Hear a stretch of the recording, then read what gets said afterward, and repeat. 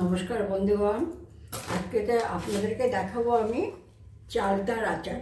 অনেক রকমের আচার আমি ছেড়েছি, তার মধ্যে এটা চালতার আচারটা আপনাদেরকে দেখাবো।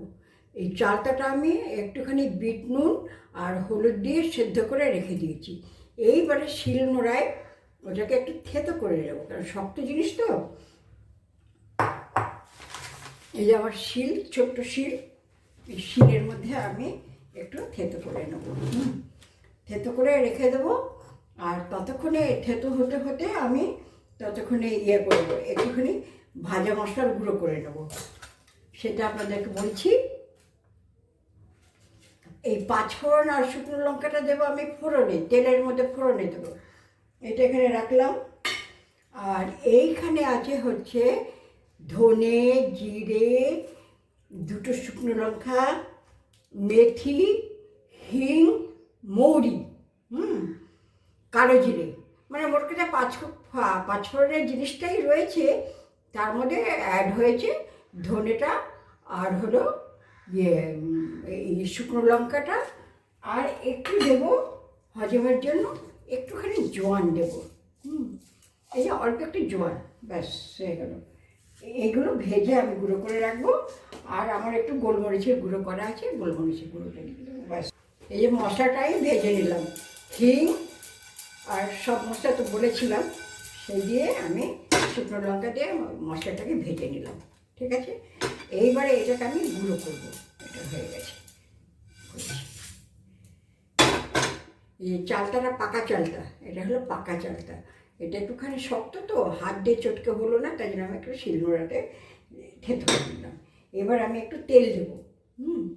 এবার আমি খুব বেশি পরিমাণ দেবো না, আবার একেবারে কমও দেবো না। এই 3 পালি দিলাম, কারণ চালটা একটা গোটা চালটা আছে। এই 3 পালি তেল লাগবে। তেলটা গরম হলে আমি একটা শুকনো লঙ্কা দেবো, আর এই পাঁচফোড়নটা দিয়ে দেবো। পাঁচফোড়নটা দিয়ে চালটাটাকে আমি একটু নাড়বো। এটার মধ্যে বিট নুনই দিয়েছি, অন্য নুন দিইনি। বিট নুনের টেস্টটা ভালো হয়। এই যে শুকনো লঙ্কা দিলাম, এটা যখন লাল লাল ভাজা হবে তখন আমি এই পাঁচফোড়নটা দিয়ে দেবো। লাল লাল ভাজা হয়ে গেল লঙ্কাটা, এবার আমি পাঁচফোড়নটা দিয়ে দিলাম। পাঁচফোড়নটা যেই ভাজা হয়ে যাবে আমি তখন এই চালতাটা দিয়ে দেবো। চালতাটা দিয়ে আমি সিমে একটু কষাতে থাকবো। কষাতে থাকবো, কষিয়ে তারপরে এই যে আমি আখি গুড় রেখেছি, আখি গুড় দিয়েই করবো। এই যে এটা মশলাটা ভাজা হয়ে গেছে, এবার আমি এটা দিয়ে দিলাম।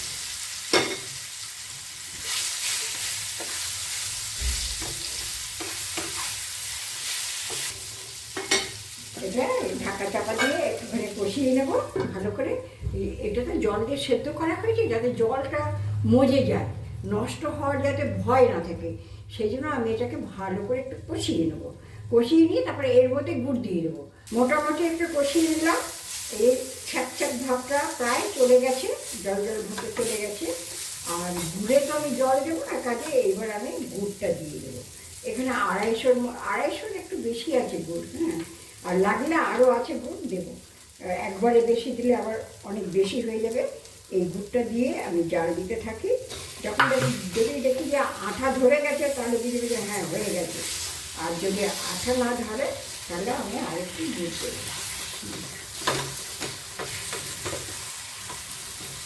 এই দেখুন গুড়টা দেওয়াতে নিজে থেকে জল ছাড়ছে গুড়ে যে হয় আর কি। এই গুড়টা আমি এবার পুরোটাই ঢেলে দিয়ে দিই। আমার মনে হয় আর গুড় লাগবে না, এটা আড়াইশোর বেশি ছিল গুড়। আর আমি তো অত মাপিনি, কিন্তু আমার আন্দাজে বলছি আড়াইশোর বেশি ছিল। সেই গুড়টা এই যে জাল দিতে দিতে দিতে দিতে দেখুন জল জল ভাব এসে গেল। এইটা আমি একটু নাড়তে থাকবো, কারণ ওইটাকেও চালতাটাও যাতে হয়ে যায়, কুক হয়ে যায়। আর হলো গুড়টাও আরেকটু হবে, আঠা আঠা ভাব হবে। এত রস রাখবো না, আঠা আঠা ভাব হবে। তখন আমি এটাতে এই যে আমি মিক্সিতে ভাজা মশলার গুঁড়োটা করেছি সব মিশিয়ে খুব মিহি করে নিই, একটু খিচখিচ রেখেছি, এই দেখুন আপনাদেরকে দেখাচ্ছি, একটু খিচখিচ রেখেছি। এর মধ্যে হিংও আছে, হ্যাঁ, হিং দিলে গন্ধটা ভালো হয়। আচ্ছা, আর লঙ্কাও আছে, ঝাল ঝাল হবে খেতে। দরকার হলে আবার একটু লঙ্কা দিয়ে দেবো, কিন্তু মনে হয় লাগবে না, যদি লাগে তবে দিয়ে দেবো। দেখুন রসটা এখনও আঠা ভাব হয়নি, হ্যাঁ, আর একটু আঠা ভাব হলে পরেই আমি এটাকে গ্যাসটাকে অফ করে দেবো। আচ্ছা, আমি একটু চেক করব, চেক না করলে যেই রান্না করুক একটু টেস্ট না করলে তার বুঝতে পারবে না সেটা নুন বা ইয়ে, অনেকে হয়তো পারে কিন্তু আমি পারি না। আমি একটু টেস্ট করে নিই, হ্যাঁ, যে নুন ঝাল মিষ্টি সব ঠিকঠাক আছে কিনা। কেন আচার জিনিসটা তো আমি আর পরে ইয়ে করতে পারবো না। একটু নুন লাগবে আর একটু ঝাল লাগবে, বেশি নুন দেবো না। এই যে হাফ টিস্পুন নুন দিয়ে দিলাম। এর আগে বিট নুন দিয়েছি, এখন এমনি নর্মাল নুন দিলাম। আচ্ছা, আর একটু ঝাল লাগবে সেজন্য আমি এই যে দেখছেন লঙ্কার গুঁড়ো, এটা কিন্তু আমার ঘরে বানানো, হ্যাঁ, ধুয়ে রোদে শুকিয়ে তবেই আমি লঙ্কার গুঁড়ো, জিরের গুঁড়ো, ধনের গুঁড়ো করে, হলুদের গুঁড়ো করি না, ওটা পারি না করতে। এই দেখুন হাফ টিস্পুন আমি লঙ্কার গুঁড়ো দিলাম। কেন বেশি দিলাম না, এই ভাজা মশলার গুঁড়োর মধ্যে দুটো শুকনো লঙ্কা আছে, সেই জন্য আর দিলাম না। বেশি ঝাল হলে আবার ভালো লাগবে না, হ্যাঁ, সেই জন্য এইটা আরেকটু জাল হোক। নাড়তে নাড়তে নাড়তে নাড়তে আমি কিন্তু জল দিইনি, নাড়তে নাড়তে নাড়তে গুড়ের পাক এসে গেছে। গুড়ের একটা কীরকম ফেনা ফেনা, একটু কাছে দেখাচ্ছি, একটু ফেনা ফেনা ফেনা ফেনা ভাব হয়েছে না, ফেনা ফেনা, এই যে ফেনা ফেনা মতন হয়েছে, এই যে তার মানে পাকটা এসে গেছে, হ্যাঁ, গুড়ের পাকটা এসে গেছে। আমি এখন সিমে রেখেছি, তাহলে গুড় আবার বেশি পাক হয়ে গেলে বাজে লাগবে খেতে। এইটাই আমি ওই বয়ামে ভরে কাপড় দিয়ে ঢাকা দিয়ে রোদে দিয়ে রাখবো। রোদে দিয়ে তারপর বিকেলবেলা ঘরে এনে বয়ামের যখন নর্মাল টেম্পারেচার আসবে তখন আমি ঢাকনা লাগাবো। গরম অবস্থায় কখনো আচারের ঢাকনা লাগাবেন না, তাহলে আচার খারাপ হয়ে যায়। তা আমার এটা হয়ে গেছে, এটা আমার হয়ে গেছে, পাক হয়ে গেছে। এই যে পাকটা আপনাদের দেখালাম আমি, এই যে দেখুন দেখুন পাকটা, হ্যাঁ, এই একটু ফেনা ফেনা গ্যাজলা গ্যাজলার মতন হয়েছে। এটা মানে পাকটা পুরোই হয়ে গেছে আমার, আমার আর কোনো অসুবিধা নেই।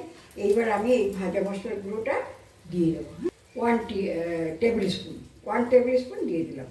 আর আমার কাছে রইলো আরও 1 টেবিল স্পুন রইলো, অতটা দেবো না, অতটা দিলে ভালো লাগবে না খেতে। মশলা বেশি হলে আবার ভালো লাগে না, কম হলেও ভালো লাগে না, বেশি হলেও ভালো লাগে না। 1 টেবিল স্পুন দেবো, হ্যাঁ। আচ্ছা, আর একটুখানি গোলমরিচের গুঁড়ো দেবো, তাতে টেস্টটা আর একটু ভালো হবে, হ্যাঁ। হিং তো দিয়েছি, গোলমরিচের গুঁড়ো দিলাম, ব্যাস, আর কোনো মশলার গুঁড়ো দেবো না।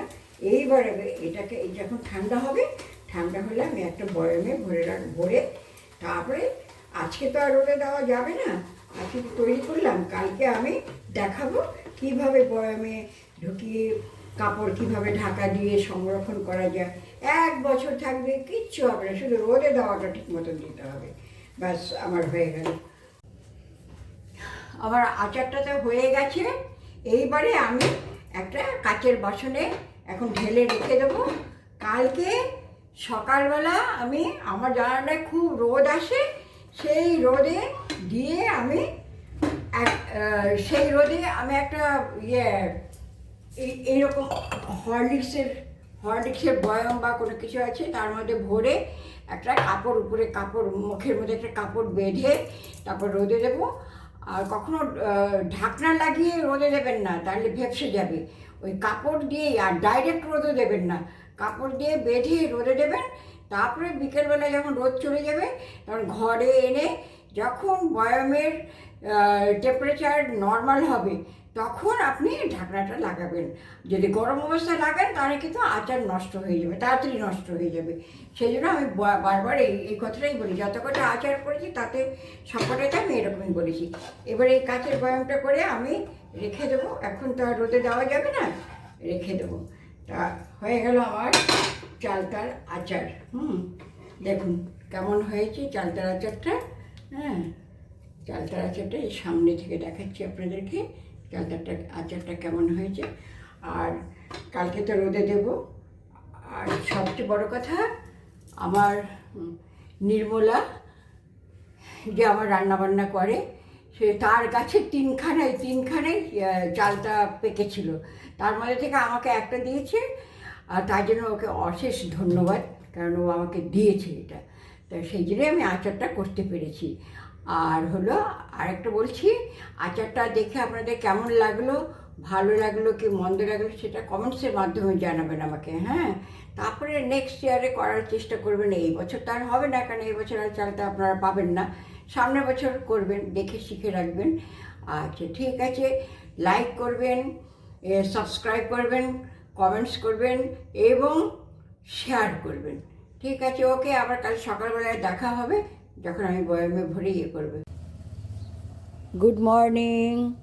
কালকে চালতার আচারটা করেছিলাম, সেই আচারটা আজকে আমি আমার এই জানালায় খুব রোদ আসে, সেখানটায় আমি এই যে একটা পরিষ্কার ন্যাকড়া দিয়ে এই যে বেঁধে দিলাম। এইবারে যতক্ষণ রোদ থাকবে ততক্ষণ এখানে থাকবে। তারপরে আমি এটাকে নিয়ে যাব ঘরে। যখন নর্মাল টেম্পারেচারে শিশিটা আসবে তখন আমি ঢাকনা লাগাবো, এখন কোনো ঢাকনা লাগাবো না। এখন এই ন্যাকড়াটাকে আমি সুন্দর করে এরকম করে বেঁধে দিচ্ছি। এই যে এমনি করে বেঁধে দিলাম, এই চারিদিক থেকে রোদটা পাবে। এই যে এখানটা এই বরাবর আমি রেখে দিলাম, সন্ধ্যা পর্যন্ত রোদটা পাবে, সন্ধ্যা পর্যন্ত রোদটা পাবে, সন্ধ্যা পর্যন্ত রোদটা পাবে। আচ্ছা, আপনারা দেখতে পেয়েছেন, এই যে ঢাকা দিয়েছি, এই যে ঢাকনা এখানে রাখলাম। সন্ধ্যাবেলা ঘরে নিয়ে যেয়ে নর্মাল টেম্পারেচারে আসলে তখনই আমি এটাকে ঢাকা দেবো। তার এরকম পরপর কয়েকদিন দেবেন, দিয়ে আবার রেখে দেবেন, আবার দেবেন, আবার রেখে দেবেন। তবে যে কোন পরিমাণ আচার হয়েছে সেটা আর বেশি দিন থাকবে না। দারুণ টেস্টি হয়েছে, করবেন, করে খেয়ে দেখবেন, হ্যাঁ। ভালো লাগলে আমাকে বলবেন। ওকে, থ্যাংক ইউ, বাই বাই।